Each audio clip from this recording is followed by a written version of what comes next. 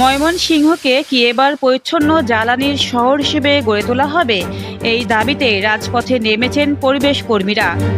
সোমবার সকালে town hall প্রাঙ্গণে পরিবেশবাদী সংগঠনগুলোর যৌথ উদ্যোগে আয়োজিত এই কর্মসূচিতে অংশ নেন পরিবেশ কর্মী, শিক্ষার্থী ও বিভিন্ন শ্রেণী পেশার মানুষ।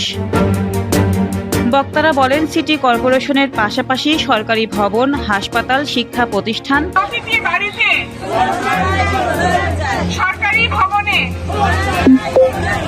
বাসস্ট্যান্ড, পার্ক সহ বিভিন্ন জনসেবামূলক স্থাপনায় সৌর বিদ্যুৎ ব্যবস্থা চালু করলে বিদ্যুৎ খরচ কমবে, পরিবেশও হবে আরও নিরাপদ। তাদের দাবি, উদ্বৃত্ত বিদ্যুৎ জাতীয় গ্রিডে সরবরাহ করে সিটি কর্পোরেশন নতুন আয়ের উৎস তৈরি করতে পারে। মানববন্ধন থেকে দ্রুত সোলার সিটি কর্মপরিকল্পনা গ্রহণ এবং ময়মনসিংহকে দেশের অন্যতম পরিচ্ছন্ন জ্বালানি নির্ভর নগর হিসেবে গড়ে তোলার আহ্বান জানানো হয়। বক্তারা বলেন, নবায়নযোগ্য জ্বালানিতে বিনিয়োগ কোনো ব্যয় নয়, বরং ভবিষ্যতের জন্য একটি লাভজনক ও টেকসই বিনিয়োগ। News desk, অন্যধারা।